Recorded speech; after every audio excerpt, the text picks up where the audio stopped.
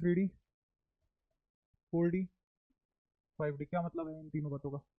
3D मतलब third D, हाँ, और 4D मतलब फोर्थ डी, और फिफ्थ मतलब थर्ड डी। ठीक है, इसमें कुछ एलिमेंट आएंगे, इसमें कुछ एलिमेंट आएंगे। अच्छा, अगर ऐसे जाते हैं तो उसको क्या बोलते हैं? अगर ऐसे ट्रेवल कर रहे हैं तो ये क्या है? Along the period, along the group. ऐसे आने पे पीरियड चेंज होता है, और ऐसे जाने पे ग्रुप चेंज होता है। सोच लो कितने ग्रुप होते हैं, और पीरियड कितने होते हैं? 7।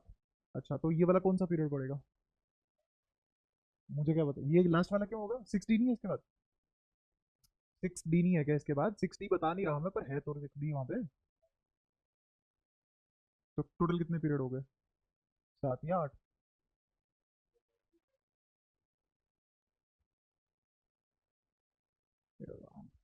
और ऐसे जाएंगे तो ग्रुप। ठीक है। अच्छा, मैंने तुम्हें सजेशन दिया था कि ऐसे याद करना, ऊपर से नीचे। ठीक है। वो बंद कर दे, उसको तो घर पे पढ़नी होती है। कर दे, कर दे, कर दे, है ना? जब खोल ली तब बोलूंगा। ठीक है, जहाँ हमें कुछ डेटा की जरूरत पड़ेगी वहां खोल लेंगे, जहाँ डेटा की जरूरत नहीं है वहां बंद रखो। ठीक है। अच्छा, तो यहाँ से स्टार्ट कर रहे हैं हम। सबसे पहला एलिमेंट लिखा था मैंने। हाँ। फिर हाँ, ये ट्रेन। और फिर नहीं, लेंथेनॉइड अलग है, वो तो सीरीज है लेंथियम। लेंथियम के आगे वो लेंथेनॉइड शुरू होते हैं। अच्छा, इसके जस्ट बाद यहाँ पे कुछ तो आएगा, देखेंगे। फिर उसके बाद यहाँ पे, इसके नीचे जस्ट यू से, जर्कोनियम यू से होता है। ठीक है। और फिर उसके बाद हाफनियम है ना। इस हाफनियम और लेंथियम के बीच एक चीज आती है, तो वही है तुम्हारे लेंथेनॉइड। ठीक है, यहाँ तक कोई इशू? इसमें दिक्कत क्या है, कैसे पता लगा हमें? ऐसे पता लगा कि इसका एटॉमिक नंबर क्या पाया गया।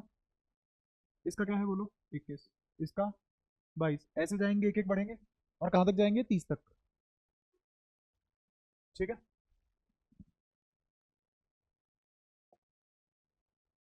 ऐसे जाएंगे 30 तक ये। फिर यहाँ से यहाँ जाने पे तुम्हें पता है कितना बढ़ता है? अगर थोड़ा बहुत आइडिया हो, कभी पढ़ा हो। 10 पे बढ़ेगा। तूने क्या बोला अभी कुछ टाइम पहले? 18 ग्रुप होते हैं। तो ये एक ग्रुप बाद आएगा, तो कितना बढ़ेगा? 18। बीज गणित। 21 में 18 जोड़, कितना आएगा? हाँ, और चेक कर ले कितना। 39 ही पाएगा। देख ले। फिर ये कितना आ जाएगा? 57। बट दिक्कत ये आई, यहाँ 57 के बाद क्या आना चाहिए था? 58। बट आया क्या? अरे, दो जने एक साथ हैरान कर दिए। 87 क्यों भाई, क्यों? 36 क्यों? दो एफ ब्लॉक नहीं है, एक ही एफ ब्लॉक है यहाँ। सिर्फ लेंथेनाइट्स है, एक्टिनोइड्स नहीं है। हाँ, फिर हाँ, तो कितना आ जाएगा? 67 गलत है। सिंपल सिंपल डेटा भी नहीं हो पा रहा तुमसे। ये 57 है, इसके जस्ट बाद क्या आता है बताओ? 58 किसका होता है? 58 सीरियम। ठीक है। फिर 58 के बाद शुरू हो जाता है तुम्हारा लास्ट वाला, क्या आएगा? ल्यूटेशियम। ठीक है। अच्छा, और ल्यूटेशियम के बाद यहाँ पे सीधा क्या आ जाएगा तुम्हारा? 72। और ये आ जाएगा 71। ये सारे के सारे क्या है तुम्हारे, यहाँ से लेके यहाँ तक? और कितने होंगे? 14। इसीलिए 14 इलेक्ट्रॉन ऐड होते हैं एफ में, इसीलिए पुअर शील्डिंग आती है, फलाना ढिमका है। याद आया कुछ कुछ 11वीं का?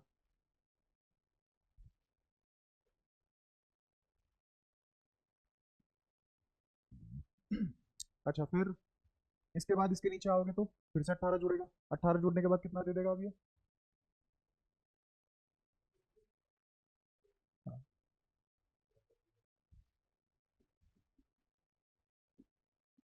75 नहीं आएगा। 75 क्यों आएगा? अब इसमें 18 का जोड़ेगा तब यहाँ पे आ चुके थे लेंथ में, इसकी वजह से जुगाड़ खराब नहीं हो जाएगा। हाँ, तो इसका हो जाएगा 89। ठीक है, एक्टिनियम। हाँ, ये है एक्टिनियम। एक्टिनियम। और इसके आगे क्या शुरू होता है तुम्हारा? एक्टिनाइड। लेंथियम के बाद लेंथेनाइड। एक्टियम के बाद एक्टिनियम के बाद ये कहाँ से कहाँ तक होंगे? ये 89 है तो ऑब्वियसली 90 से होंगे। और कहाँ तक जाएंगे 90 से? हाँ, शाबाश, ये याद रह गया तुमको। ठीक है, 90 से 103। यहाँ कहाँ से शुरू होगा? ये थोरियम। हाँ हाँ, ये थोरियम से शुरू होगा और जाएगा कहाँ तक? लोरेंशियम तक। बीच में कितने आएंगे? ठीक है, और टोटल कितने होंगे? 26 कहाँ से हो गए? 14 14 होंगे ना। 14 और 14 होंगे ना। अच्छा, ये दोनों के दोनों ही, दोनों के दोनों ही कौन से ग्रुप के आदमी है? Group number number. हाँ, थर्ड ग्रुप। बताया था आखिरी बार भी, लास्ट क्लास में भी। ठीक है। याद रख पाओगे? कभी भी पूछ लूंगा आगे, क्योंकि तुम घर से तो याद करके ला नहीं रहे हो, वैसे तो पढ़ना है तुम्हें एडवांस। नमस्ते। और ये तुमसे बेसिक बेसिक बातें याद नहीं हो रही है, मतलब ये तो याद ही करोगे ना, इसका तो क्या ही कर सकते हो, पाठे जैसे याद किए थे तो याद ही करना पड़ेगा। अच्छा, अब आगे के एलिमेंट देखते हैं। 22 के बाद यहाँ आएगा 23। ठीक है।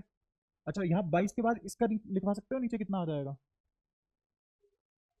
हाँ, 18 जोड़ देंगे तो कितना आ जाएगा? दो जोड़ो कितना? 40। ठीक है। अच्छा, फिर इसके बाद यहाँ कौन सा आएगा एलिमेंट याद हो? हाँ, और फिर नीचे नायोबियम।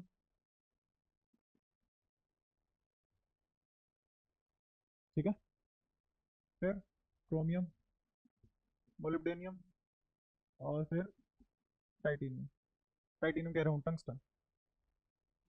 ठीक है। अच्छा, फिर इसके आगे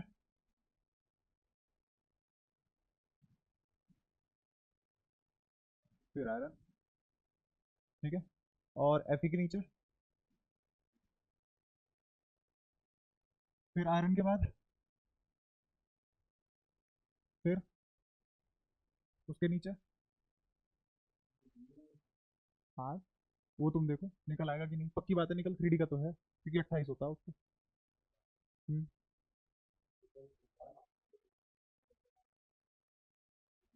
ऐसे आओ, ऐसे मत जाओ। हम्म, बस यहाँ आएगा निकल भाई। इसीलिए कह रहा हूँ ऐसे मत जाओ, एक बार ऐसे देखो क्योंकि प्रॉपर्टी ऐसे ज्यादा डिफाइन होंगी तुम्हारी, ऊपर से लेके नीचे तक। ठीक है। अच्छा, कोबाल्ट के नीचे याद आ रहा हो किसी को? हम्म, नहीं, लेट नहीं है, और बताओ कितने ही बचे हैं? ये तो तुम्हें वैसे ही कभी याद नहीं होंगे तो किसी को याद नहीं होते। सब लिखे थे पिछली क्लास में हमने, बोला भी था याद होने चाहिए। अब बताओ क्या किया जाए तुम्हारे साथ?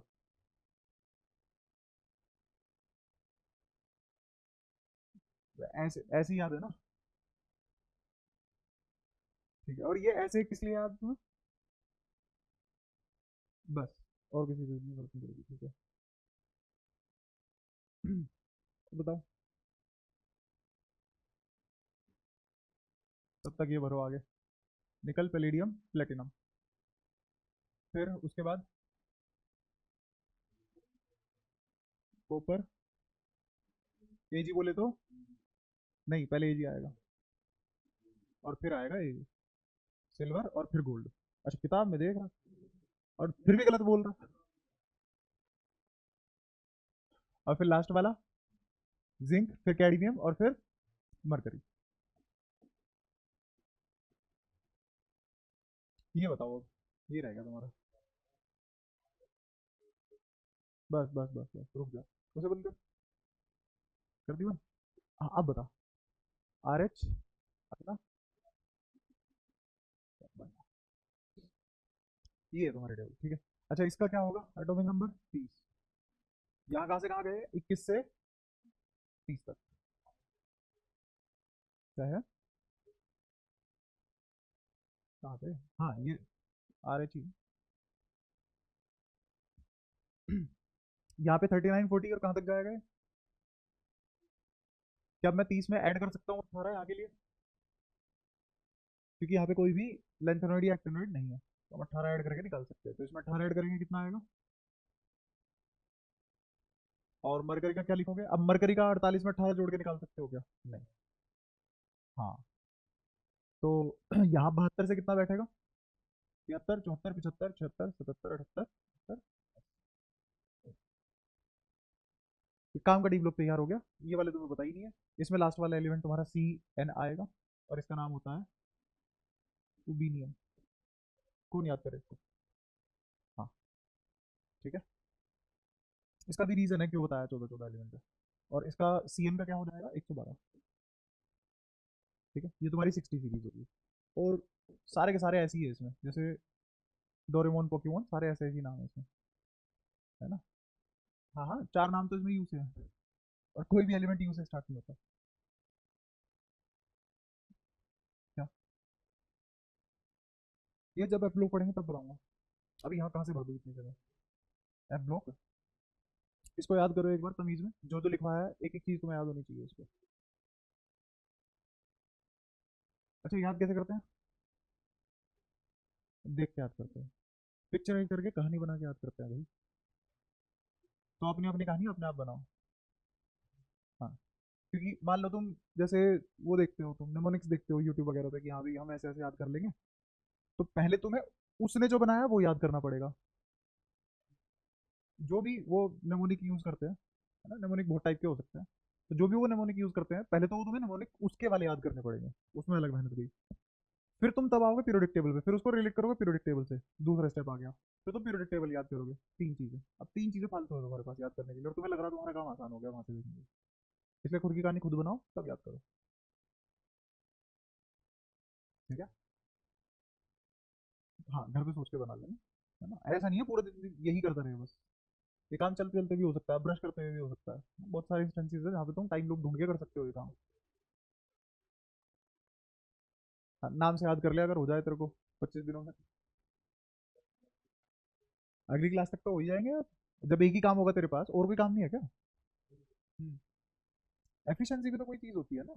ऐसा तो पता नहीं मैं तेरी जिंदगी खराब कर सकता हूँ तेरे को वो वाली बातें बोल बोल के, जिसको तू ईगो पे ले जा और वही करने में लग जाए, जिंदगी की भाड़ में तेरी खुद की, कब बड़ा होगा।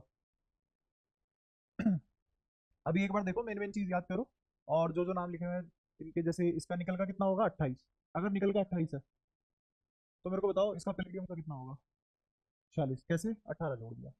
लेकिन क्या प्लेटिनम का 18 जोड़ के आ जाएगा, नहीं, इसका कितना आएगा, 80 से 2 कम, ठीक है। अच्छा ऐसे ही क्रोमियम का कितना होगा, मरकरी का, हाँ एक, और कोई ऑप्शन नहीं है, बिल्कुल। अच्छा अब या तो पूरी पीरियोडिक टेबल याद हो तब तुम रिलेट कर पाओगे उसे, क्योंकि हम सिर्फ डी पढ़ रहे हैं, तो उसका रिलेट करने का कोई और जुगाड़ है नहीं, तो याद कर लिया हमने 80, एक ही नंबर है याद करने को, बस 80, इतना मुश्किल है भी नहीं। अच्छा और कॉपर कहाँ गया, कॉपर का कितना होगा, 29। इस 3D के लिए जो हमारी जनरल, वैसे डी ब्लॉक के लिए जो जनरल कॉन्फ़िगरेशन है, हाँ वो क्या है, n-1 डी 1 से लेके 10, और n s 1 से लेके 2। अब इसमें एक चीज और याद रखना, सिर्फ यही लिखी जाएगी क्या कॉन्फ़िगरेशन, इससे पहले का कुछ नहीं होता, होता है ना इससे पहले का भी।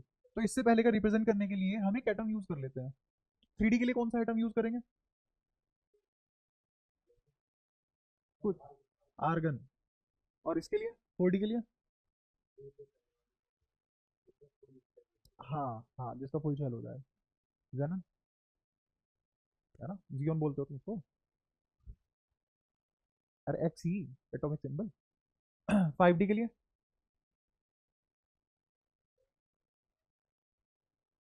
जिनोन कर लो भाई। ठीक है। नहीं, आर एच। ठीक है। सारे आर्गन गैसेस। नियोन पहले आएगा आर्गन। और ये कहाँ सबसे पहले कहाँ पढ़ाया था तुम्हें, याद दिलाओगे? चलो यही बता दो, पढ़ाया कहाँ था? हाँ।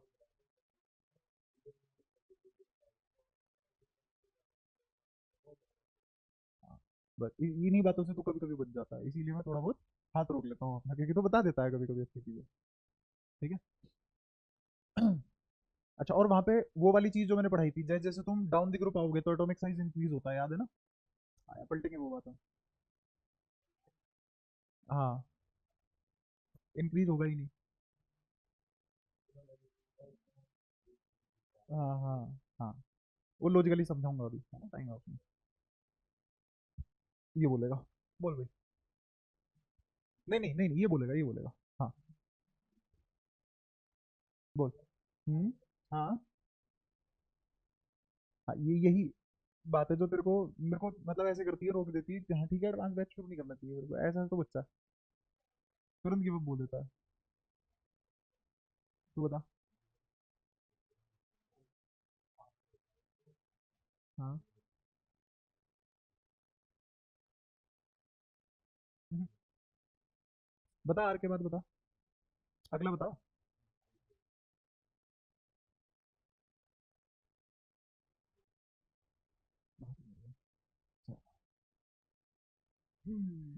ऐसे तो तुम बहुत स्लो करोगे मेरे को। बहुत स्लो करोगे। चलो तो फिर अंडरस्टैंडिंग पार्ट पे चलते हैं भाई। इसको देख लो एक बार, है ना? अब इसमें सबसे इंपॉर्टेंट चीज उतरते ही क्या है हमारी, ऑक्सीडेशन स्टेट। उससे ज़्यादा ज़रूरी कुछ है नहीं शुरुआत करने के लिए। तो ऑक्सीडेशन स्टेट के लिए जैसे मैं जो 3D के लिए लिख रहा हूँ, वही ऑक्सीडेशन स्टेट 4D के लिए भी होगी, वही ऑक्सीडेशन स्टेट 5D के लिए भी होगी। तो क्यों ना बस एक 3D की लिख के काम चला लें। इसलिए तेरी मैडम ने कहा था ऐसे याद कर लो, बस एक ही रीज़न है उसका, और कोई रीज़न नहीं है। तो यहाँ पे सबसे पहले कौन सा था? फिर आगे बोलते चलो। हम्म। हम्म। हाँ। फिर आयरन। आयरन कहाँ चला गया? हम्म। हम्म।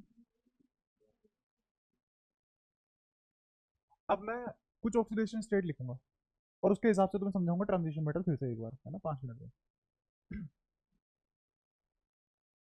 इसकी ऑक्सीडेशन स्टेट बस एक ही होगी, +3, और कोई होगी नहीं। ठीक है।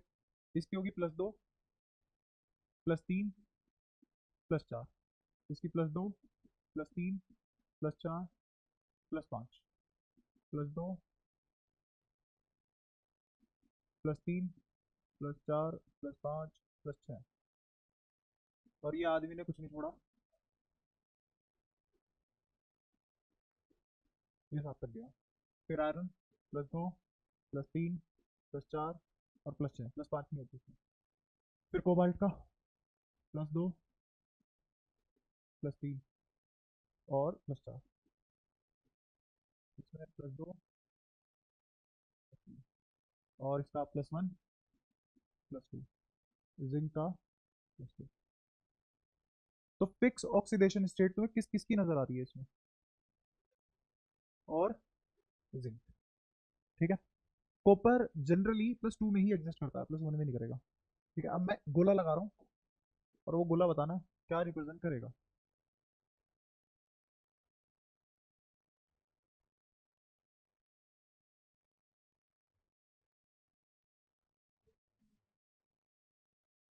हाँ।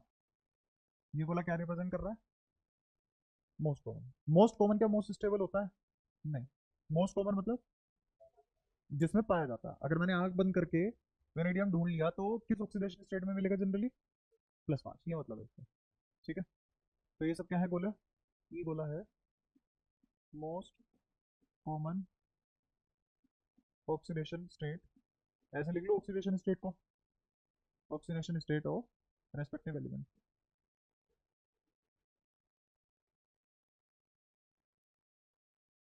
ठीक है। अगर तुमसे कोई पूछ ले, ये ना पूछ के ऐसे पूछ ले कि what is the most common oxidation state of D block, पूरे एंटायर डी ब्लॉक की मोस्ट कॉमन ऑक्सीडेशन स्टेट क्या होगी? ये हो जाएगी +2। क्या इसकी +2 है? नहीं, बट उसने क्या पूछा है? Most common. जनरली क्या पाई जाएगी? ठीक है। अच्छा, इन ऑक्सीडेशन स्टेट का मतलब क्या है? ये क्यों लिखी जाती है, क्यों इंपॉर्टेंट है ये ऑक्सीडेशन स्टेट? क्या यूज होता है ऑक्सीडेशन स्टेट का हमारी आम जिंदगी में या केमिस्ट्री में, क्या यूज है?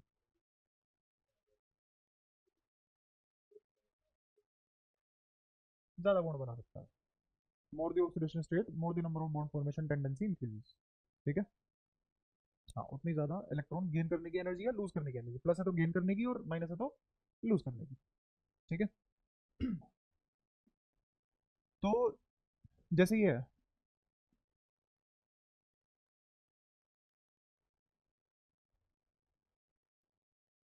ये टी आई अगर मिलेगा इसमें मिलेगा, वी मिलेगा तो ऐसे मिलेगा तुम्हें जनरली। ठीक है। ये सुना होगा तुमने CrO3। यहाँ पे क्रोमियम की ऑक्सीडेशन स्टेट कितनी आएगी? ठीक है। ये तुमने, ये कहाँ देखा? MnO4 - 7 आएगी इसकी। चेक करके देख लो।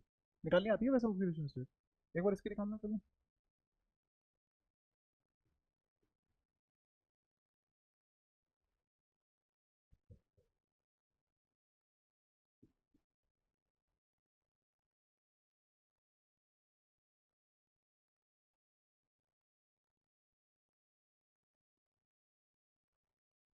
इसकी निकालना वी की, इसमें वी की ऑक्सीडेशन स्टेट क्या होगी? आसान सा सवाल बनाया।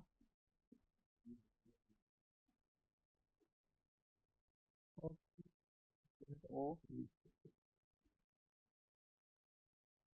+3, ये +5 बुरान। बता कैसे निकाली? हाँ, वी के ऊपर एक्स मान लिया। हाँ, ऊपर -2 हो गया।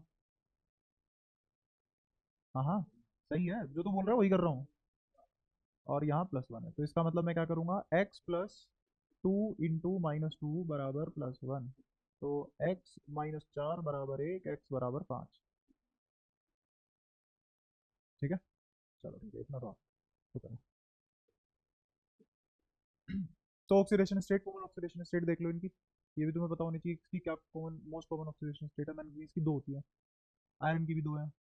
अच्छा, आयरन की +6 होती है। +6 का मैंने एक एग्जांपल दिया हुआ है तुम्हें, क्या है वो एग्जांपल? हाँ, वो तो है ही, पर उससे भी आसान है ना भाई। ये ओके, आगे बताओ क्या लगना चाहिए? FeO3, तो Fe की कितनी आ जाएगी? +की। इजी। ठीक है, और ये एग्जिस्ट करता है। ठीक है। और अगर मैं ऐसे लिख दूं,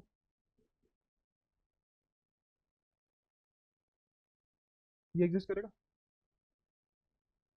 इसकी ऑक्सीडेशन स्टेट क्या आ जाएगी Fe की इसमें?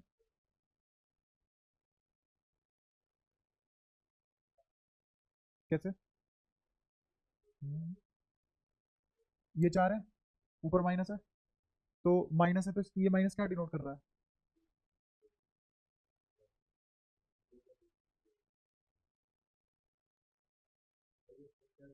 मैं तो विमान तो तुम्हें आती है। ये माइनस क्या है यहाँ पे? एक इलेक्ट्रॉन फालतू है। अच्छा, तो ऑक्सीडेशन स्टेट कैसे निकालोगे फिर इसकी, किसके बराबर रखोगे? आयरन की निकालनी है, तो आयरन की तो होगी एक्स। ठीक है। तो x - 8 बराबर -1। तो -8 उधर गया तो +8 और -1, तो कितना आया? प्लस का 7, विच इज नॉट पॉसिबल। ठीक है, तो इसलिए एग्जिस्ट नहीं करेगा। आगे समझ, कोई परेशानी? ठीक है। अब इनके हिसाब से हम कुछ कुछ प्रॉपर्टी पढ़ेंगे। ठीक है, प्रॉपर्टी कैसे? अगर मेरी ऑक्सीडेशन स्टेट यहाँ तक रहती है,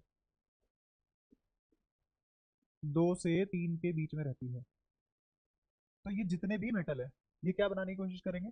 आयनिक बॉन्ड। यही औकात होगी इनकी। लेकिन इससे नीचे वाले क्या बना लेंगे? Covalent bond.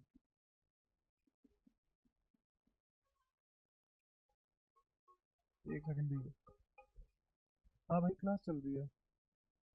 हाँ, क्लास चल रही है।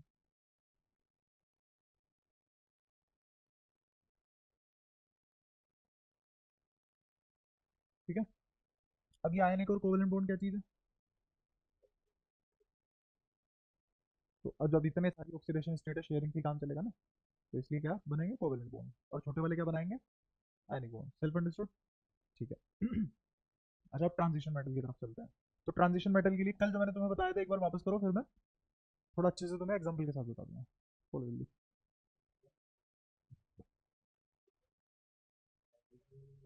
हम्म,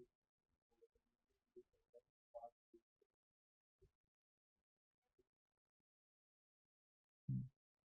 मतलब क्या होता है इसका?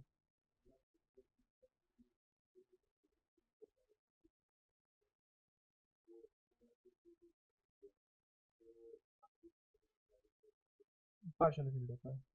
नहीं होता पार्शियली फील्ड। पार्शियली फील्ड नहीं होता। ठीक है। अच्छा, और कौन जिंक? पहले डिसाइड कर खुद। 4:2। 3D10 4:2। हाँ, 4:2। ठीक है। तो पार्शियल फील्ड कहाँ से होता है बताइए? एस पूरा फील्ड है उसका, डी पूरा फील्ड है? हाँ, नहीं है।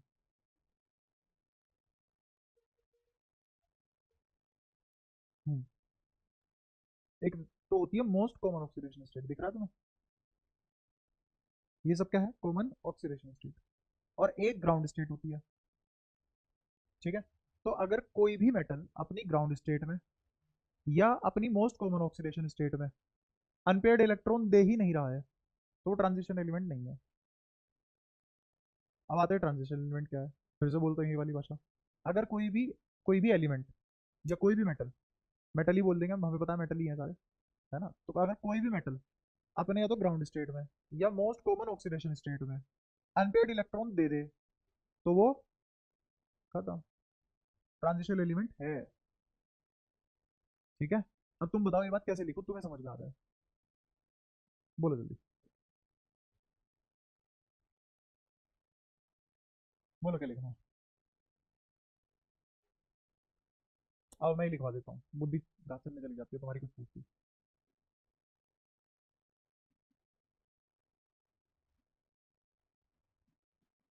कॉमन ऑक्सीडेशन स्टेट और ground state.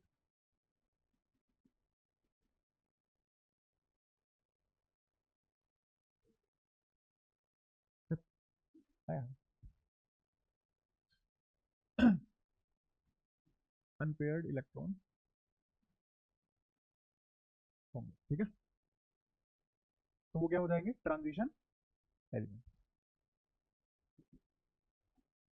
Then metal is,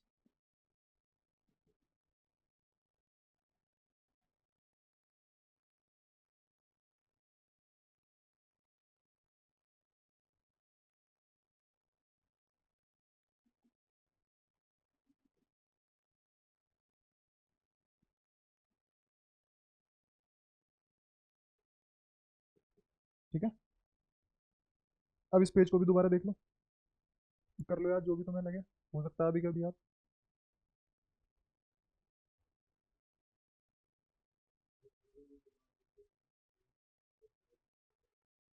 हाँ, बिल्कुल। बिल्कुल। लेंथ और रेक्टेनोड की होगी, वो एफ ब्लॉक नहीं है।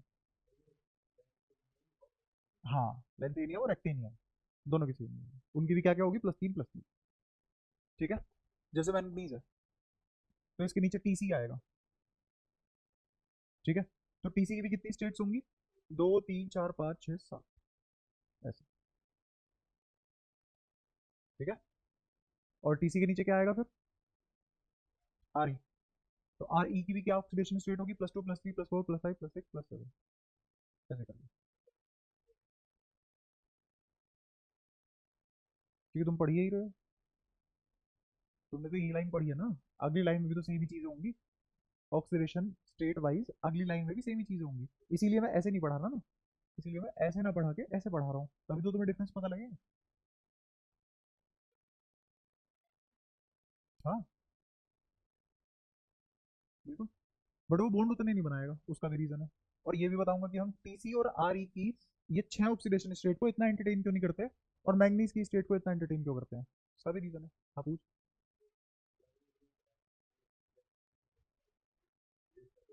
हम्म। हाँ। हम्म। हाँ। पढ़ा तो लेने दे। तुझे भी क्या ही पता है इन एलिमेंट के बारे में? कुछ भी नहीं पता। नहीं होती ना। और क्यों नहीं होती उसका भी रीजन है। हाँ 6 बार बुलवा ले मेरे से ही और पढ़ाने मत दियो आगे बस। भाई नहीं होती। अलग होता है यहाँ पे खेल। अच्छा एक बात बता, तुम्हें अलग अलग ब्लॉक्स क्यों पढ़ाए जा रहे हैं? तो फिर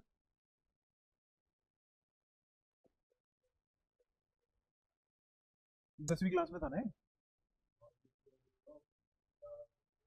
10वीं क्लास में था ना? और 11वीं क्लास में तुमने सिर्फ पी ब्लॉक में पढ़ा है, पूरी पीरियोडिक टेबल के लिए नहीं पढ़ा होगा। पूरी पीरियोडिक टेबल के लिए नहीं पढ़ा होगा, पी ब्लॉक के लिए पढ़ा होगा। हाँ।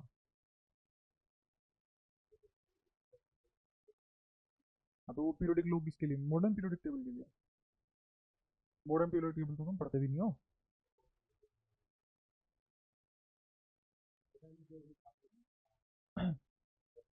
हाँ तो कंफर्म करके बोला करो जो भी चीज़ बोलते हो।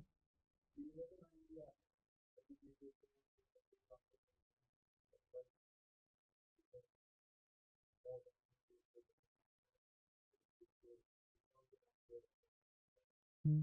तो एटॉमिक नंबर से तो आती हैं सारी चीजें। ये तो ऑक्सीडेशन स्टेट है, ये एटॉमिक नंबर से आ रही है। प्रॉपर्टी एटॉमिक नंबर से आ रही है। इलेक्ट्रॉनिक कॉन्फ़िगरेशन प्रॉपर्टी नंबर से आ रही है। प्रोटॉनिक कॉन्फ़िगरेशन से आ रही है तुम्हारी।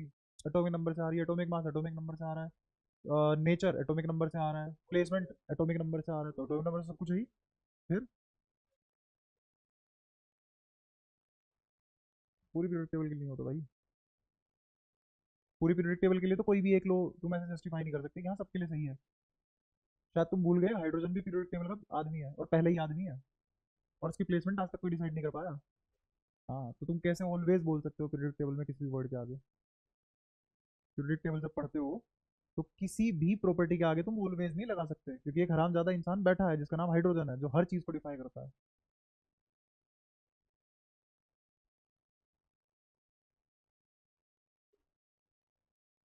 ठीक है। एक क्लास से पहले करा करो ना ये सब।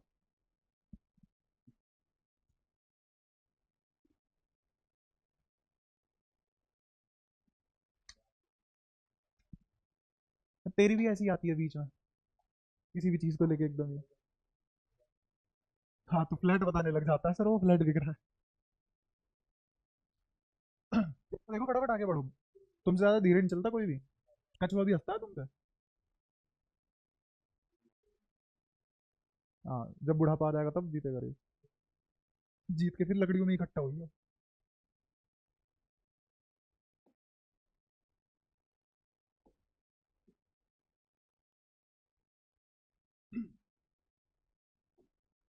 तो ट्रांजिशन एलिमेंट तुम्हें पता लग गया, मुझे बताना कौन कौन सा ट्रांजिशन एलिमेंट है और इलेक्ट्रॉनिक कॉन्फ़िगरेशन भी लिखवाना मुझे। जैसे अगर मैं तुमसे सी आर की इलेक्ट्रॉनिक कॉन्फ़िगरेशन पूछूं। एटॉमिक नंबर पूछा है मैंने। एक तो ना कान के घुग्गू साफ करवा के आया था, ताकि उसमें हवा जाए आवाज भी जाए साथ में। हम्म। बोलो लिख लिया आगे मान लो। आगे उसके बाद बताओ ना। वाह।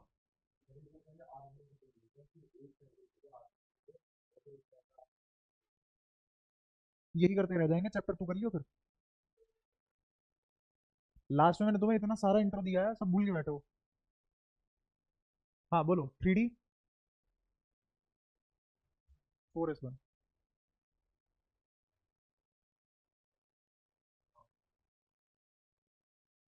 ये सब रुक रुक के लिखना पड़ रहा है। और क्लास कैसे चलनी चाहिए हमारी? आइडियल क्लास ऐसे 6-7 लिख के आगे बढ़ो फटाफट। लिखते ही समझ में आ जाए। कॉपर।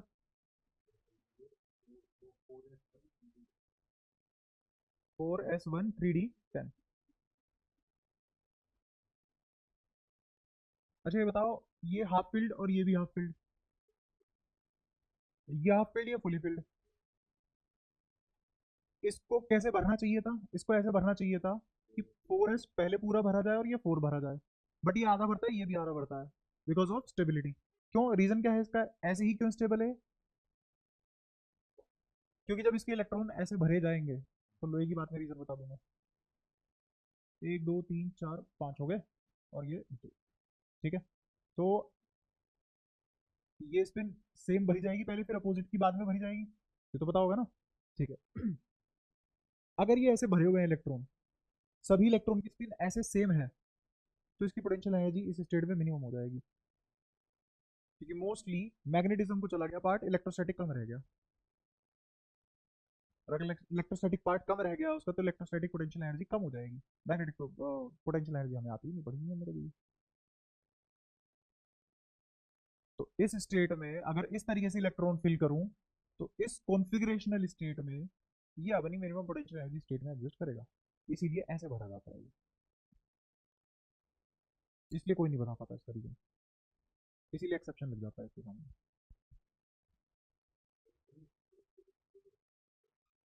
अगर ये सारे के सारे सेम स्पिन में है और सारे फुली फिल्ड है, तो इसकी पोटेंशियल एनर्जी मिनिमम स्टेट में एग्जिस्ट करेगी। अगर मैं एक इलेक्ट्रॉन यहाँ भर दूँ ऐसे, तो पोटेंशियल एनर्जी के लिए सिर्फ ये कंट्रीब्यूट करेगा, इसकी पोटेंशियल एनर्जी हट गई, तो पोटेंशियल एनर्जी बढ़ी की घटी, तो उसको बंद करके ये देख ले, उसमें नहीं लिखा है ये सब जो मैं बता रहा हूँ। हाँ हाँ, नहीं, 42 पे पहले दिमाग जा रहा है ना, क्योंकि वो हमने पढ़ लिया है थोड़ा थोड़ा, पहले ये तो सीख ले। मैं क्या समझा रहा हूँ तुझे पता लग रहा है? हाँ, क्या समझा रहा हूँ, ये ऐसे ही क्यों भरा गया, क्यों, बस, क्योंकि उसके बाद तो सुना नहीं, उसके बाद तो 42 चल रहा है दिन, 42 बंद होगा, 42 पे भी आ जाऊंगा, उससे अच्छा तो 46 है, 46 को भरो, वो ज्यादा अच्छी एक्सेप्शन, ठीक है, तो उससे अच्छा ही करा दूंगा मैं, जो तुम सोच रहे हो। यहाँ ध्यान दो, अभी ये सारे के सारे पोटेंशियल एनर्जी में कंट्रीब्यूट कर रहे हैं, नहीं कर रहे हैं, कर रहे हैं ना, इतना कैंसिल ही नहीं हो रहा। अगर मैंने इलेक्ट्रॉन यहाँ भर दिया ऐसे, तो अब ये तो गया ना, ये तो पोटेंशियल एनर्जी को कंट्रीब्यूट कर ही नहीं पाएगा, तो पहले के मुकाबले इसकी पोटेंशियल एनर्जी बढ़ी की घटी है, बताओ, पोटेंशियल एनर्जी घट गई, कैसे, हाँ, क्योंकि ये नेगेटिव पोटेंशियल एनर्जी देता है, और अगर तुमने एक की मार दी तो पॉजिटिव की तरफ बढ़ गई, नहीं आया होगा समझ में, अब भी 42 चल रहा है।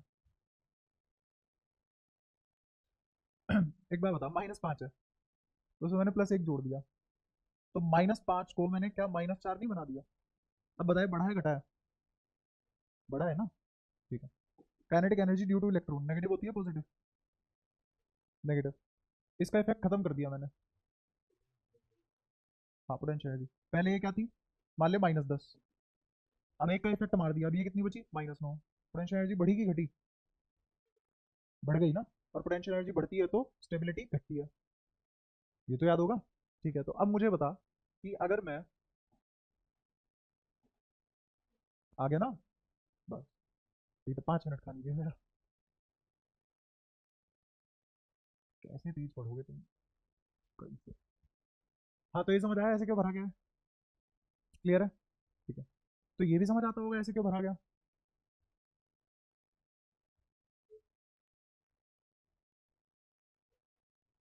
हाँ हाँ, ये, या 42 ही चल रहा है अभी, हाँ हाँ हाँ, कौन बिजनेस नीचे कौन है, एमओ, ठीक है। तो मोलिडेनियम की कितनी होगी, हम्म हम्म, हाँ, सेम ही चीज़ है, हाँ, बट एक्सेप्शन पैलेडियम में आएगी, वहां तो पहुंचने नहीं दे रहे, नहीं, वो, मतलब यार तुम हद ही है, जो बता रहा हूँ वो समझ में आता नहीं है ना, और अगली जो चीज पढ़ रखी है वो तुम्हें दोबारा करनी है। अब ये कॉपर का बताओ, 3d10 4s1 का क्या रीजन रहा होगा, अगर मैं इसको ऐसे ना भर के ऐसे भर देता कि 4s2 पहले भरता और फिर 3d8 भर देता, तो सॉरी 3d9 भर देता। तो अब एक मैग्नेटिक मूवमेंट इसकी आती, बाकी तो कैंसिल होगी सारी। एक इससे आती, इसकी एक कैंसिल कर रखी है तुमने, तो ये पूरा खत्म हो गया है। तो सिर्फ डी देता मेरे को, और डी के इलेक्ट्रॉनिक कॉन्फ़िगरेशन की वजह से ही उसकी पोटेंशियल एनर्जी आती।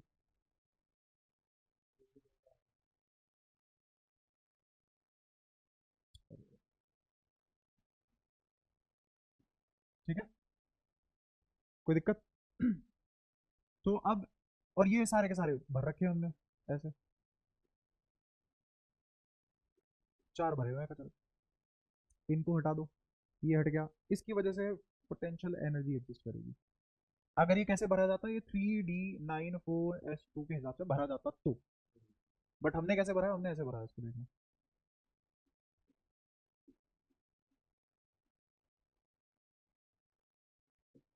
और यहाँ कैसे भर दिया इसको, 4s1, बस ऐसे।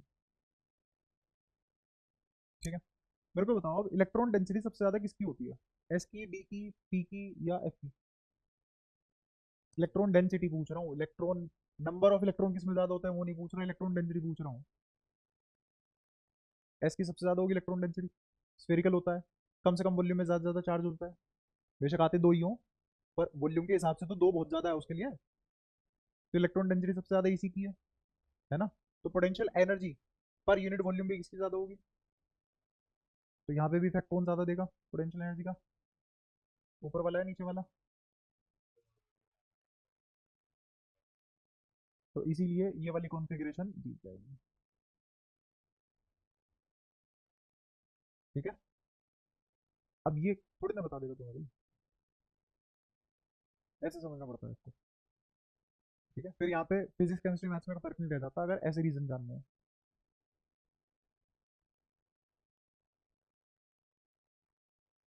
तो ये गलत हो जाएगा। अच्छा, ऐसे ही मेरे को इसका निकल का भरवाओ, 28 होता है इसका, 4s2 3d8।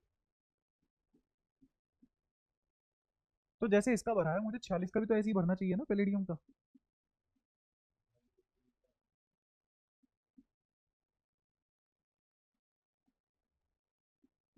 18 जोड़ दो ना इसमें,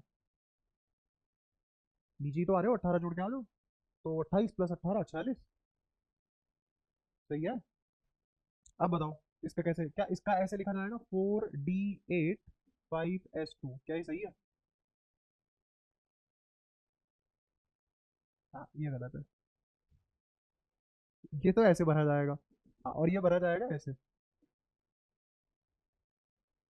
अब इसका क्या रीजन है, तो यहाँ क्यों नहीं कर रहा है कैंसिल? हम्म। हम्म। तो वही बात यहाँ भी तो बैठेगी। हाँ। हाँ। हाँ। हाँ। ठीक है, तो ऊपर वाला है, नीचे वाले की तरह क्यों नहीं भरा जा रहा? तो फिर ये ऐसे क्यों नहीं भरते हम, 3d10 4s0? हम्म।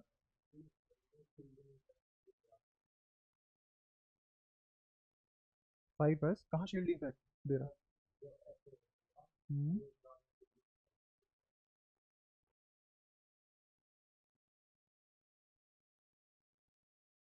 बुरा, कोई टिप्पणी, पल्ले पड़ रहा कुछ? हाँ।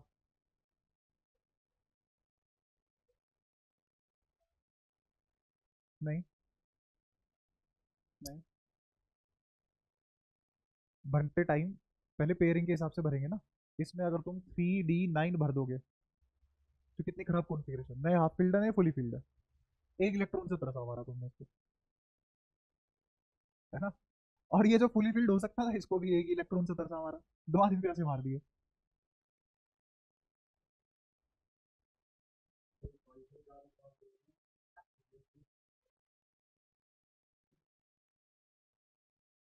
क्यों, पर क्यों होगा ऐसा? और ये तुझे कैसे पता कौन कितना पास है किसके? हम्म। हम्म।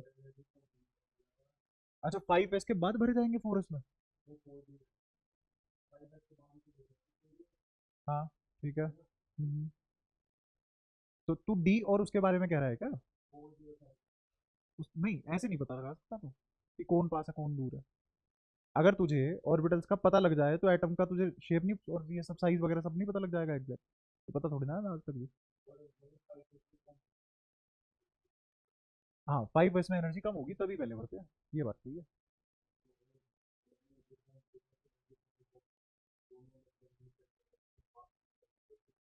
दो अलग अलग नेचर के कौन दो अलग अलग नेचर के हैं? जा तो सही रहा है इसीलिए पूछ भी रहा हूँ वरना तक अब बोल देता। हाँ हाँ।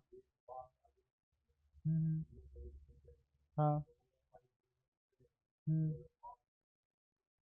तो इसीलिए 5D में ना ही भरे तो बेटर है। हम्म, 5s पास है 4D थोड़ा दूर है। हम्म, हम्म, हम्म, हम्म,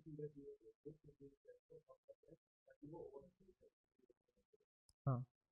ओवरऑल इफेक्टिव चार्ज न्यूक्लियस का साइज घटेगा तो स्टेबिलिटी बढ़ेगी क्यों? क्योंकि फिर से अगेन पोटेंशियल एनर्जी दूरी के हिसाब से घटेगी तो पोटेंशियल एनर्जी भी घटेगी और घटेगा तो यही तो पकड़ना होता है। एक तो तुम में से सीख गया कैसे लॉजिक क्रिएट करते हैं। तुम दोनों को समझ ही नहीं आया अभी भी। चलो आओ देखो। अभी ये जो भी बना रहा हूँ झूठ बना रहा हूँ तुम्हें समझाने के लिए क्योंकि मुझे समझाना लॉजिक है और बिना चित्र के तुम देखोगे नहीं उसको तुम्हारी आंखें बता रही है ना। मान लो ये कोई न्यूक्लियस है इसमें चार्ज है कुछ न्यूक्लियर चार्ज जेड। ठीक है। ये डी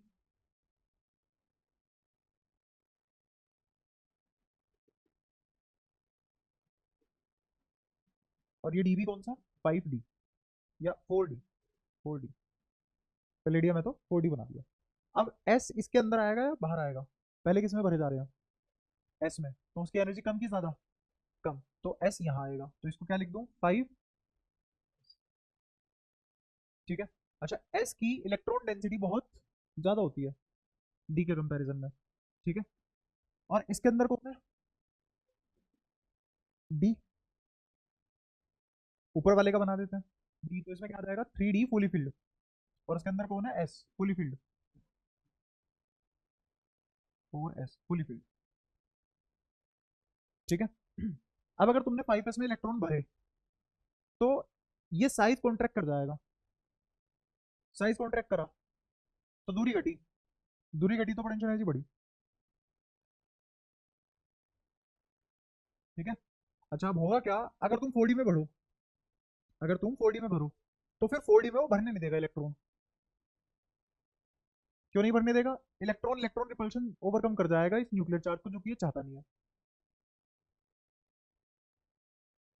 ये न्यूक्लियर चार्ज है सर और तुम्हें बाहर चार्ज बांटने हैं स्पेस में एटम के चारों तरफ। तो जो तुम चार्ज बांटोगे उस चार्ज को बांटने का एक सेंस भी तो होना चाहिए लड़ाई करवा दोगे। तुम ये चाहोगे ना इलेक्ट्रॉन इलेक्ट्रॉन रिपल्शन कम से कम हो क्योंकि जितनी ज्यादा इलेक्ट्रॉन इलेक्ट्रॉन रिपल्शन होंगे उतनी ही स्टेबिलिटी खत्म होगी। ये तो पता होगा ना। क्लियर है। तो अगर तुमने यहाँ पे इलेक्ट्रॉन भरे और पहले एस में इलेक्ट्रॉन भर दिए 5s में तुमने दो इलेक्ट्रॉन भर दिए और क्योंकि यहाँ पे इलेक्ट्रॉन डेंसिटी बहुत ज्यादा हो गई इलेक्ट्रॉन डेंसिटी तुमने इलेक्ट्रॉन कम भरे हैं बट स्पेस छोटा है तो इलेक्ट्रॉन डेंसिटी ज्यादा होगी। आगे इसको इमेजिन मत करो कि ये सर्कुलर है ना इसको इमेजिन करो ये स्फेरिकल है ना इसको इमेजिन करो कि ये 5s 4s के बाद आया। ऐसा कुछ भी इमेजिन नहीं करना। न्यूक्लियस हाँ क्योंकि यहाँ पे इलेक्ट्रॉन डेंसिटी बहुत बढ़ गई और अंदर पॉजिटिव चार्ज है। हाँ 4D पे फैली हुई है और एफ पे तो बहुत ज्यादा ही फैली होती है डिफ्यूज होती है ऑलमोस्ट। 4f पे इलेक्ट्रॉन डेंसिटी ऑलमोस्ट डिफ्यूज होती है। ठीक है। तो इसीलिए पहले किस में भरेंगे हम? 4D का पूरा पेट भर देंगे और 5s को रखेंगे खाली। तो अब इलेक्ट्रॉनिक रिपल्शन और न्यूक्लियर अट्रैक्शन दोनों एक दूसरे के इक्वेट कर लेंगे और जब एक दूसरे को इक्वेट कर लेंगे तो किसी का भी इफेक्ट हमको नहीं मिलेगा। ना तो हमें न्यूक्लियर इफेक्ट मिला ना हमें इलेक्ट्रॉनिक इफेक्ट मिला तो स्टेबल हो गया।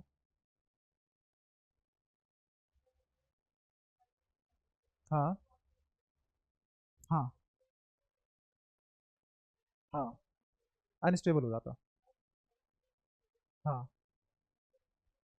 हाँ, और इलेक्ट्रॉन डेंसिटी बढ़ी नहीं तो न्यूक्लियर अब इफेक्ट डी पे डालेगा। तो जब ये इस पे डी पे इफेक्ट डालेगा तो ये न्यूक्लियर इफेक्ट डालेगा, अट्रैक्टिव फोर्स, और यहाँ पे इलेक्ट्रॉन रिपल्सिव फोर्स लगा रहे हैं, बैलेंस हो गया। ठीक है। अगेन जो मैंने स्ट्रक्चर बनाया है क्या बिल्कुल गलत है? हाँ, बिल्कुल गलत है। ऐसा कभी नहीं था एटम, ना कभी होगा ऐसा। ठीक है, किताबों में ऐसे ही बना होता है, बट ऐसा नहीं होता। ये लेकिन जो बात हमें समझनी थी वो तुम इस डायग्राम से समझ पाए। हाँ, तो कॉन्सेप्ट रख लेना, डायग्राम मत रखना, डायग्राम गलत है। ठीक है।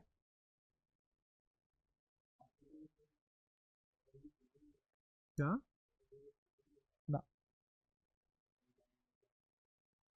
हाँ, तुम खुद देखो ना, स्ट्रक्चर ऑफ एटम में तुम प्रिंसिपल क्वांटम नंबर पढ़ रहे हो, किसी को शेप बताने के लिए नंबर कहाँ से आ गया? वो भी प्रिंसिपल क्वांटम नंबर है, इतना इतना गंदा नंबर कहाँ से आ गया? तुमने स्पेशली नाम दिया है जिस नाम में 3 वर्ड इन्वॉल्व है, principal quantum number.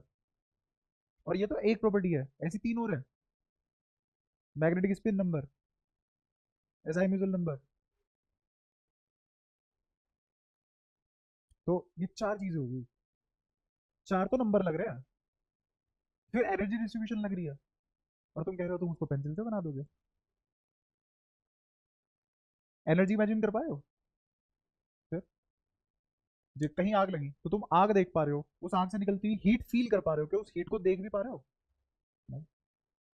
Energy imagine नहीं कर पाए ना कभी। एटम कैसे इमेजिन कर लोगे फिर? कहाँ से इमेजिन कर लोगे?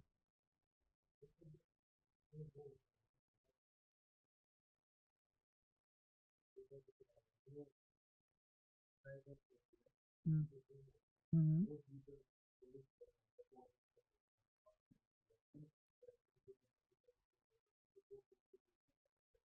वो जो हीट सिग्नेचर में कलर फीलिंग की है वो किसने की है, नेचर ने या हमने?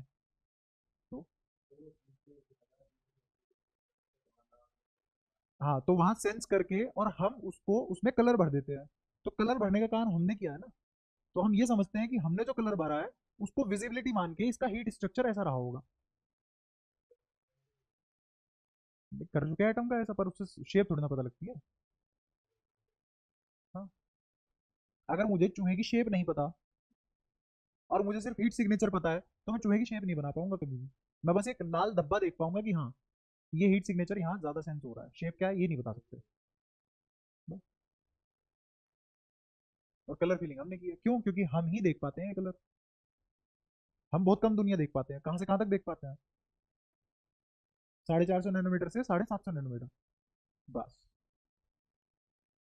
इतनी सी वेवलेंथ की लाइट हम देख पाते हैं, उससे बाहर जो पूरे यूनिवर्स की जितनी भी रेज है वो सब कहाँ देख पा रहे हैं?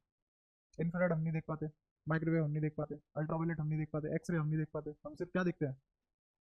विजिबल, विजिबल रेंज देखते हैं, और तो बहुत छोटी सी है। अगर तुम स्पेक्ट्रम बनाओ, तो अगर यहाँ से लेके यहाँ तक शुरू करें, ये मान लो ये विजिबल स्पेक्ट्रम है, जो भी एनर्जी का हो सकता है, हम सिर्फ इतने से हिस्से को देख पा रहे हैं इसमें।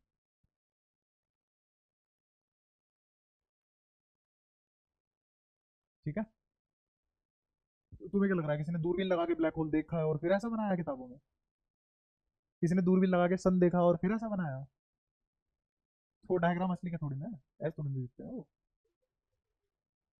तुझे कैसे पता कि वो गोल है? क्या डेंसिटी उसकी सेम है थ्रू आउट? फिर हाँ, दूर से तो तुझे, हाँ, अगर तू इनफ दूर से देखे तो ये तेरे को चकोर डब्बा भी गोल नजर आ जाएगा। फिर सन तो फिर भी कहाँ है? तो इसीलिए कोई जितने भी साइंटिस्ट होते हैं आंखों से थोड़ी ना देखते हैं, डिवाइसेस होती है, सेंसर्स होते हैं, फिर उसको तुम्हारी अकल के हिसाब से शेप किया जाता है ताकि तुम समझ पाओ ऐसा कुछ कुछ है। कैसे देखोगे? नाम ब्लैक होल क्यों है उसका? दिख ही नहीं सकता ना वो स्पेस में, ऐसे ना उसका ब्लैक होल है।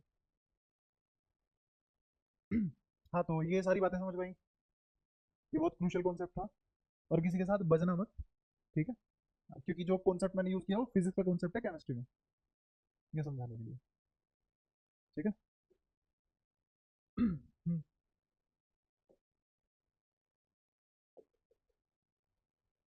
हम्म। कहाँ पे? नहीं, निकल में ऐसा नहीं होगा ना, क्योंकि निकल में ऑलरेडी ये सब मिलके चार्ज डेंसिटी उस लेवल की क्रिएट कर रहे हैं कि इनका न्यूक्लियर चार्ज बैलेंस हो रहा है ऑलरेडी।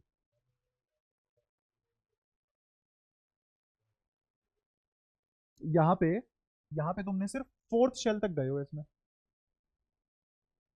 और तब जाके डेंसिटी इतनी इकट्ठी हो पाई है कि 28 बैलेंस करने से, यहाँ नहीं कर पा रहा। ठीक है। तो अब 42 का सोच के देख, खुद से आंसर नहीं आ गया तेरे पास, मुझे बताने की जरूरत नहीं पड़ी। MO मोलिब्डेनम, और सेम गोस फॉर टंगस्टन। यहाँ तक कोई भी चीज दिक्कत कर रही हो तो बोलो जल्दी, फिर आगे बढ़ते हैं। करें आगे।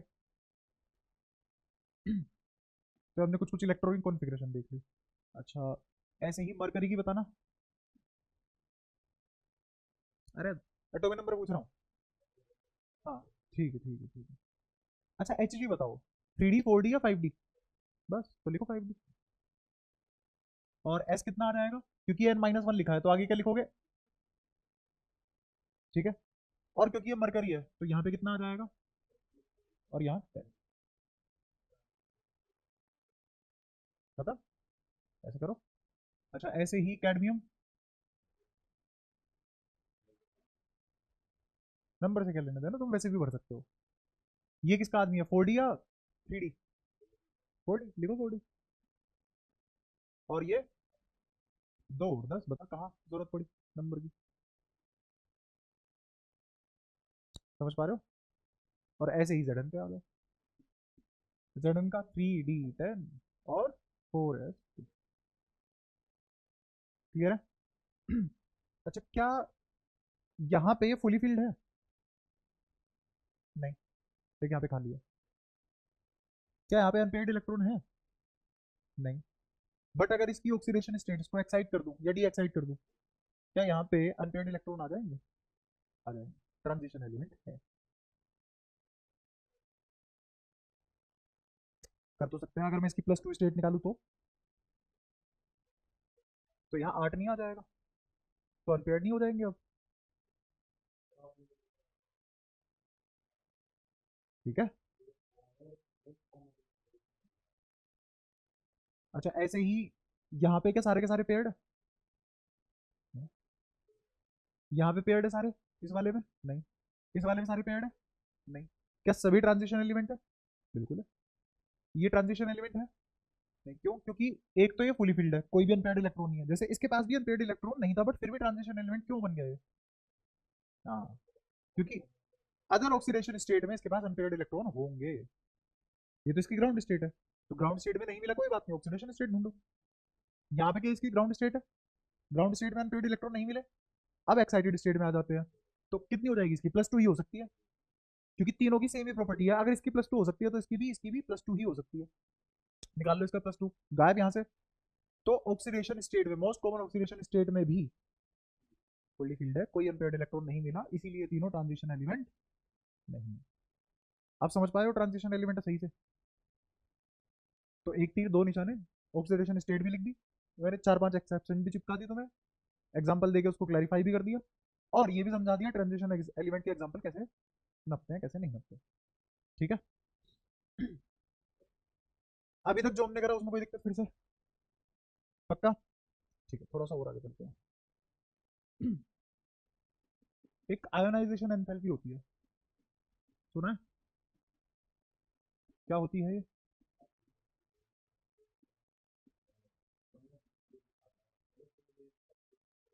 2 3 बार और मतलब बोल ले।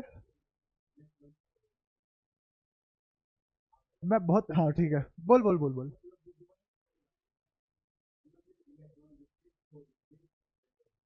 इलेक्ट्रॉन छोड़ने की, हाँ, अब मैं बहुत आसान भाषा में बता देता हूँ।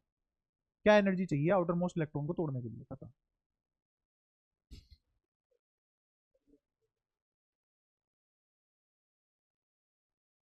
वो मिनिमम एनर्जी जो मेरे को चाहिए आउटर मोस्ट इलेक्ट्रॉन को तोड़ने के लिए मतलब कोनी मार दी तो, मतलब हाँ, उसको बाहर फेंकने के लिए, उसको फ्री करने के लिए। कंडक्टर बनाने के लिए नहीं, फ्री करने के लिए। फ्री तो मैं इंसुलेटर की भी करवा सकता हूँ ना, इनफ एनर्जी देने के बाद। तो ये आयनाइजेशन एंथैल्पी पता लग गई। अब तुम्हारी भाषा में क्या लिखना चाहिए बोलो, दो तीन शब्दों में। Outer most electron. ठीक है, डन। अब ये आयनाइजेशन एंथैल्पी यहाँ क्या करेगी? हाँ, ये बताएगी ऑक्सीडेशन स्टेट ऐसी क्यों है यहाँ। सोचा कभी ऐसे? ये आयनाइजेशन एंथैल्पी ये बताएगी कि ऑक्सीडेशन स्टेट कैसे आ रही है। बताओ कैसे आ रही है। हाँ।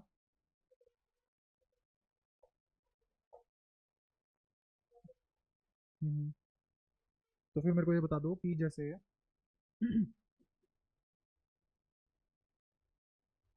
जैसे मान लो पी ब्लॉक लेते हैं, तो पी ब्लॉक में +2 +4 या +3 +5 ऐसे होती है ऑक्सीडेशन स्टेट।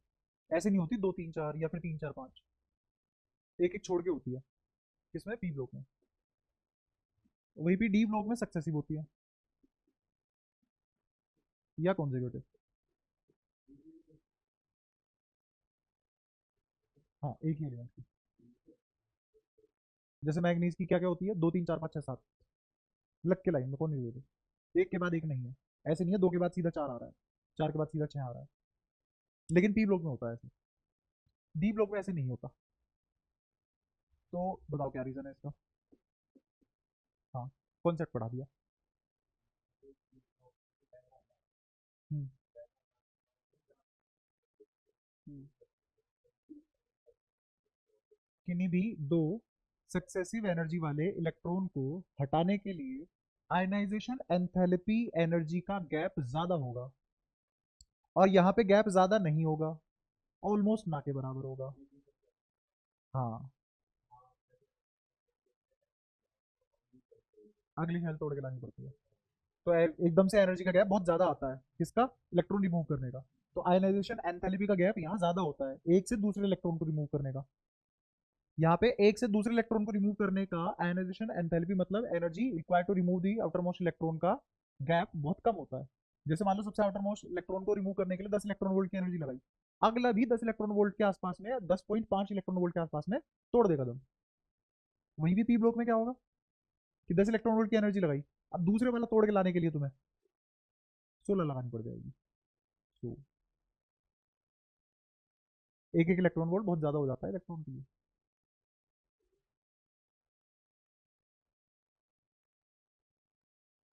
ये सन्नाटा है कि तेरे गाल पे चाटा क्यों नहीं है।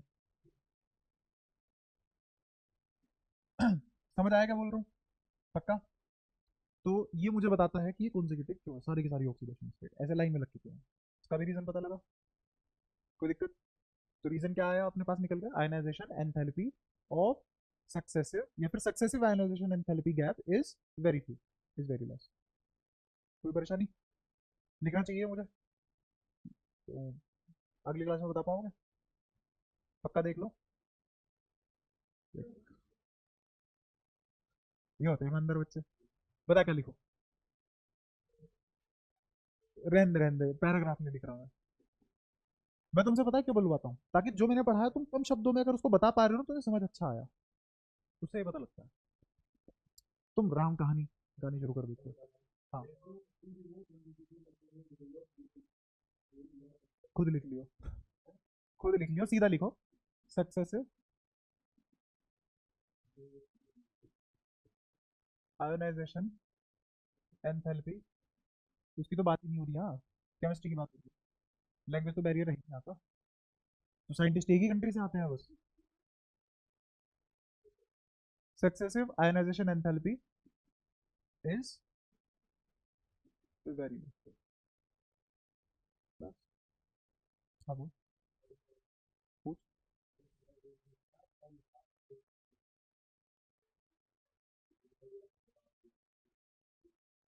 हम्म,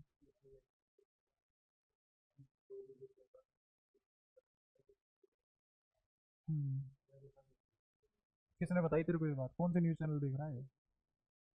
ये सब देखना बंद कर। अबे वो भी इंग्लिश में ही पढ़ते हैं। उनके लिए भी लैंग्वेज बैरियर नहीं है। अगर तेरी बुद्धि इतनी ज्यादा परिपक्व है कि तू साइंस पढ़ के और उस पीकनेस पे पहुंच पा रहा है, कोई भी लैंग्वेज 1 डेढ़ हफ्ते में सीख लेगा तू। लैंग्वेज बैरियर नहीं होता लर्निंग के लिए। तो ये सब उल्टी सीधी बातें किसी और की सुनी सुनाई पकी पकाई बोलना छोड़ दे। फिर और तुमसे एक चैप्टर नहीं सीखा जा रहा 1 महीने में। अच्छा ठीक है भाई, आजा सामने आजा। याद है, याद रहेगा, इससे याद आ जाएगा तुम्हें। Successive analysation enthalpy is very low. क्या पढ़ रहे हो? कहाँ की बात लिखूंगा? तेरी तरह थोड़ी हो, कहीं की बात कहीं जोड़ दो। डी ब्लॉक है, डी ब्लॉक की तो बात करेंगे लाला।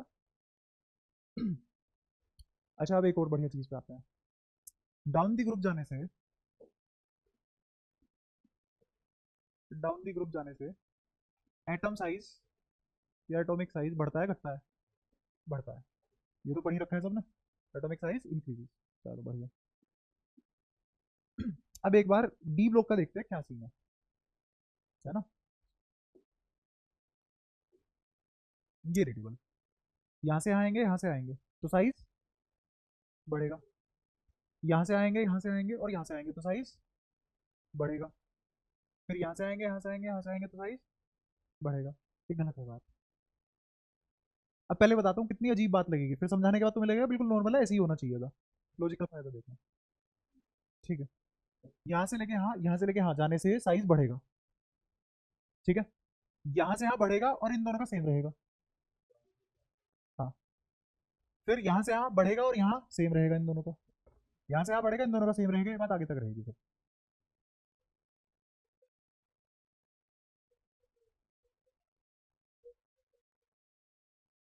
क्या बढ़ती जा रही है? हाँ बढ़ती जा रही है। तब भी इन दोनों का साइज सेम रहेगा, लेकिन इन दोनों के साइज में डिफरेंस आएगा। हाँ तो मैं बताऊंगा ना। यहाँ से आगे सारी बातें सेम रहेंगी, बस इसके लिए बात अलग होंगी। टाइटेनियम और एचएफ का ऑलमोस्ट सेम है। कहाँ है टाइटेनियम? पागल के रपटा मारो, जर्कोनियम और होफनियम का सेम है। तो टाइटेनियम होफनियम तो थोड़ी ना सेम हो जाएगा। हाँ और फिर zirconium is almost equal to hafnium. ठीक है। कोई दिक्कत?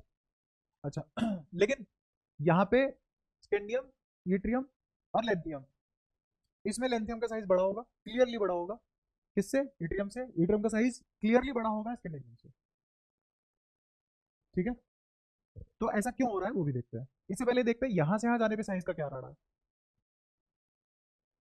यहाँ से यहाँ जाने पे साइज डिक्रीज करता है, ये भी बात गलत है। यहाँ से यहाँ जाने पे साइज घटेगा, फिर साइज ऑलमोस्ट कांस्टेंट रहेगा यहाँ तक। यहाँ से लेके यहाँ तक साइज घटेगा, फिर यहाँ से लेके यहाँ तक ऑलमोस्ट कांस्टेंट रहेगा, और फिर यहाँ से लेके यहाँ तक इंक्रीज करेगा। ये भी बताऊंगा। क्या जो 3D के लिए वही 4D के लिए होगा? होगा। तभी तो ऐसे पढ़ा रहा हूँ। 4D के लिए भी इन तीनों के लिए घटेगा, फिर यहाँ से यहाँ सेम रहेगा, फिर बढ़ेगा। यहाँ पे इन तीनों के लिए पहले घटेगा, फिर यहाँ से यहाँ ऑलमोस्ट सेम रहेगा, और फिर यहाँ से यहाँ बढ़ेगा। तो ऐसे चलने पे साइज का क्या हो रहा है? पहले मैंने याद करवाया ऐसे चलने पे साइज का क्या हो रहा है, फिर ऐसे चलने पे साइज का क्या हो रहा है वो भी तुम्हें समझाया। अब इसका रीजन बताऊंगा। ठीक है, और रीजन बहुत आसान है। हाँ। नहीं सुन तो लो। ये तो थी किसके लिए बात, ये पी ब्लॉक के लिए थी बात। हाँ।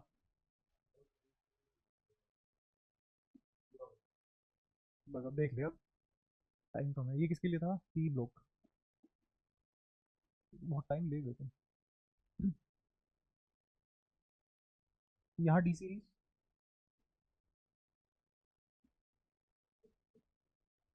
और यहाँ पे एटॉमिक साइज। सबसे पहले 3D के लिए बना रहा हूँ, 3D का ऐसा बनेगा। यहाँ पे तुम्हारा एस सी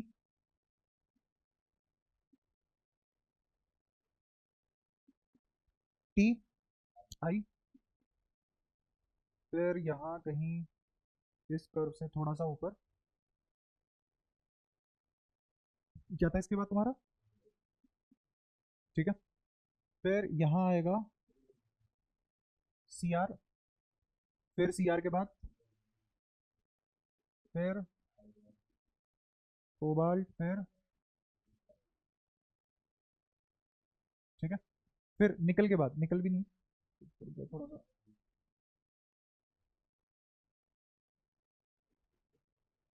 निकल, फिर बोलो, जल्दी बोलो, अभी पढ़ जाता हूँ।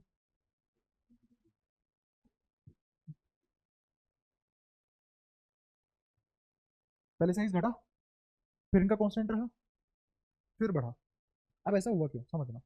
यहां से लेके यहां तक, यहां से लेके यहां तक हुआ ये कि जेड इफेक्ट, जेड इफेक्ट बोले तो nuclear charge, nuclear charge positive effect बड़ा हो गया इलेक्ट्रॉनिक रिपल्शन से,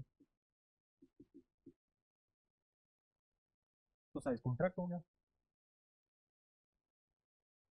nuclear charge overcome, nuclear force is overcoming electrostatic force, ऐसा बोलो। ठीक है, यहाँ जेड इफेक्ट, जेड इफेक्ट मतलब attraction by the nucleus and repulsion by the electron, मतलब इलेक्ट्रोस्टैटिक फोर्स और न्यूक्लियर फोर्स एक दूसरे को नलीफाई कर रहे हैं, तो इसलिए साइज सेम रहा। फिर इसके बाद क्या हुआ होगा तुम भी जानते हो, जेड इफेक्ट कमजोर पड़ गया इलेक्ट्रॉनिक रिपल्शन के सामने, तो एक्सपेंड हो गया, हैंड साइज बढ़ गया। तो एटॉमिक रेडियस यहाँ से यहाँ घटा, एटॉमिक रेडियस यहाँ से यहाँ सेम रहा, एटॉमिक रेडियस यहाँ से यहाँ बढ़ा। ये किसके लिए था, 3D के लिए। किसके लिए? अब 4D के लिए इससे तो 3D के सभी एलिमेंट से ज्यादा आना चाहिए ना साइज, तो ऐसे ही ग्राफ ऊपर बन जाएगा यहाँ,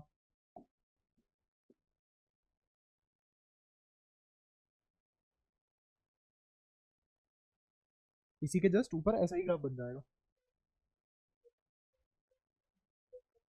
हाँ,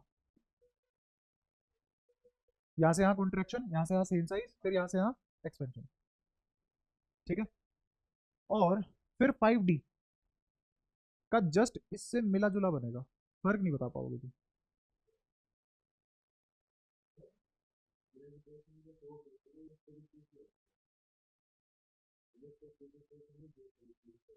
ये सवाल मैंने ही तुमसे पूछा था गधे। हाँ, न्यूक्लियर फोर्स के बारे में हमें कुछ नहीं पता, कितने तरीके के हैं, बस ये कह सकते हैं कि स्ट्रॉन्ग न्यूक्लियर फोर्स और वीक न्यूक्लियर फोर्स, दो टाइप के न्यूक्लियर फोर्स होते हैं, बस और कुछ नहीं कह सकते हैं। अट्रैक्टिव रिपल्सिव भी कह सकते हैं। हाँ, रेंज होती है उसकी, अगर 0.8 फर्मी से छोटा है तो वो रिपल्सिव हो जाएगा, और अगर 0.8 फर्मी से 2 फर्मी तक है तो वो अट्रैक्टिव होगा। क्या करेगा इन सब बातों का अभी जानते हो, बता। अभी फिलहाल क्या जानते हो, क्या करेगा? यहाँ पे न्यूक्लियर फोर्स चार्ज के हिसाब से, नंबर ऑफ प्रोटॉन के हिसाब से एक्ट कर रहा है। हाँ, ना कि फर्मी लेंथ के हिसाब से। हाँ, ठीक है। तो ये 4D और 5D का ग्राफ। अब दिक्कत ये है कि 4D के बाद 5D का यहाँ नहीं बनना चाहिए था, थोड़ा और छत पे। हाँ, मैंने मना करिए, पर क्यों नहीं बना उसका रीजन देखो। उसका रीजन ये है कि जैसे ही तुम 4D पे आए, जैसे ही तुम 4D पे आए, ये है ना 4D, और 4D से तुमने 5D पे जाने की कोशिश करी, तो ये वाले दो एलिमेंट तो ट्रेंड जारी रखेंगे, लेकिन ये वाला एलिमेंट ट्रेंड जारी नहीं रखेगा, क्योंकि बीच में एफ शील्डिंग आ गई। और एफ शील्डिंग आने का मतलब 14 इलेक्ट्रॉन ऐड हो गए बहुत सारे स्पेस में, स्पेस बहुत ज्यादा बढ़ा, इलेक्ट्रॉन 14 ही ऐड हुए, तो इलेक्ट्रॉन डेंसिटी घटी। नंबर ऑफ इलेक्ट्रॉन बढ़े, 14 इलेक्ट्रॉन बढ़ गए, लेकिन डेंसिटी घटी, क्योंकि वॉल्यूम ज्यादा ऐड हुआ है एफ की वजह से। ठीक है, तो अब ये जो शील्डिंग है, एफ शील्डिंग, इसकी वजह से होगा क्या, एफ शील्डिंग सबसे पुअर शील्डिंग होती है, तो 14 इलेक्ट्रॉन आ गए, तो 14 प्रोटॉन भी बढ़े। सही बात है। तो इस शील्डिंग ने कोई चेंज ही नहीं आने दिया, इफेक्ट ही नहीं आने दिया, क्योंकि जो भी इलेक्ट्रॉन बढ़े हैं, जो भी इलेक्ट्रॉन बढ़े हैं, जो इलेक्ट्रॉन ऐड होने के बाद, रिपल्शन होने के बाद, एक्सपेंड होने के बाद रेडियस बढ़ाते, वो इतने सारे स्पेस में फैले हैं कि उनका इलेक्ट्रॉनिक फोर्स या इलेक्ट्रॉनिक चार्ज कॉन्फ़िगरेशन से कोई इफेक्ट नहीं आ पाया। जब इफेक्ट नहीं आ पाया साइज तो चेंज होगा। तो being F shielding being very poor और filling of 14 electron in so much of volume और space decreases the electron density, hence the effect, the transition effect of size from 4D to 5D won't be there। ये reason. तो इसीलिए यहां से यहाँ कोई change आए 14 इलेक्ट्रॉन होने के बाद भी साइज में कोई चेंज नहीं है। क्यों? क्योंकि वो 14 इलेक्ट्रॉन ऐड हुए हैं, उन्होंने फोर्स इंक्रीज कराने में कोई काम ही नहीं किया। हाँ, तो इलेक्ट्रोस्टैटिक फोर्स बढ़ा ही नहीं। जब इलेक्ट्रोस्टैटिक फोर्स बढ़ा ही नहीं, क्योंकि रिपल्सिव फोर्स ही बढ़ाता है। साइज कौन बढ़ाता है? अट्रैक्टिव फोर्स या रिपल्सिव फोर्स? रिपल्सिव फोर्स बढ़ाएगा ना साइज, तो अट्रैक्टिव तो कम करेगा। और तो रिपल्सिव फोर्स बढ़ना था, तब ये यहाँ से ऊपर उठ के बनता, क्योंकि इलेक्ट्रॉन ऐड होने थे। अब वो हो गए 4 में ऐड, उसमें एफ में ऐड होने से वो दिखाती ही नहीं, डिफ्यूजन हो जाता है वहां पे। नहीं, इस ग्राफ में बनाया नहीं है, बट मैंने तुम्हें अलग से बता दिया। ठीक है, तो अगर तुमसे कोई पूछे किसके बारे में, साइज ऑफ, ऐसे पूछे तुमसे कोई साइज ऑफ, डजन डजन 3 बार यूज कर लिया भाई साहब ने एक ही सेंटेंस में। ग्रामर रोई है कोने में घुस के।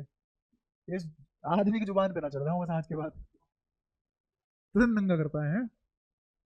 SCYLA, इसमें बताओ साइज, इसका सबसे बड़ा, फिर इसका छोटा, और ऐसे सबसे छोटा।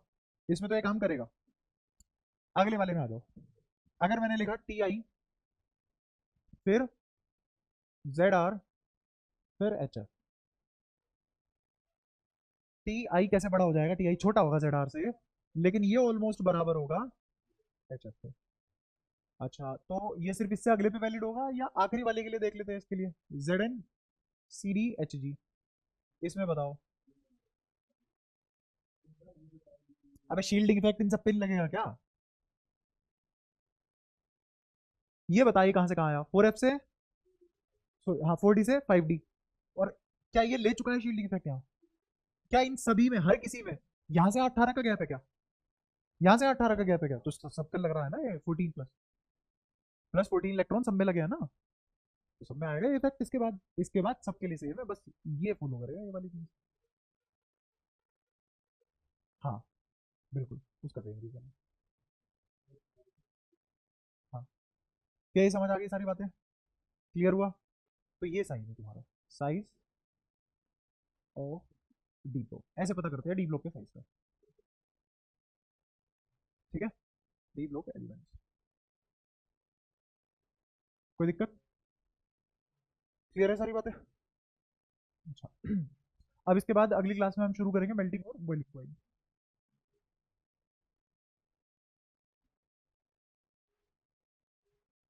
ठीक है, मेल्टिंग बॉइलिंग पॉइंट का भी यही है। ऑक्सीडेशन स्टेट से ही जितने नंबर ऑफ बॉन्ड होंगे, और वो बॉन्ड मेटेलिक होंगे, है ना, और अनपेयर्ड होंगे, पेयर्ड होंगे, उसके हिसाब से भी डिपेंड करेगी चीजें। क्या?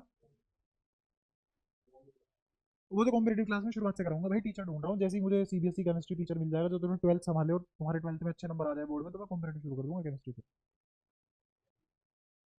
सब कुछ मैं ही पढ़ा दूंगा तो भाई मैं कहाँ जाऊंगा फिर? तुम्हारे लिए मटेरियल कौन बनाएगा बैठ के 8 8 घंटे? क्वेश्चन कौन बनाएगा? अरे तो छाटूंगा तो मैं ही देने के लिए, मैं ही तो बताऊंगा ना ये क्वेश्चन छाटने हैं। जब मैं टिक करके दूंगा, जब मैं बताऊंगा या फिर लिख के भेजूंगा ये क्वेश्चन छाटने हैं, बाकी सब हटाने हैं, और फिर उनको ऐसे ऐसे, वो तो फाइल बना देगी। हर किताब से एक अलग फाइल बन जाएगी, 40 फाइल बन गई, उनको मर्ज भी करना है भाई, बहुत लंबा काम होता है मटेरियल बनाने का, मजाक का खेल नहीं है। क्या? मर्ज करने का काम नहीं है, बस हटाने का काम है जो फालतू चीजें हैं। इसको सिर्फ हटाने का ही काम दे सकता हूँ मैं।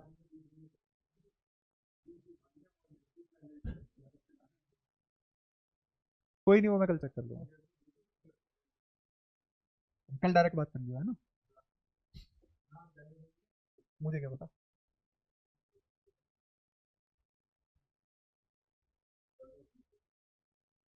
पूछ लिया, पूछ लिया।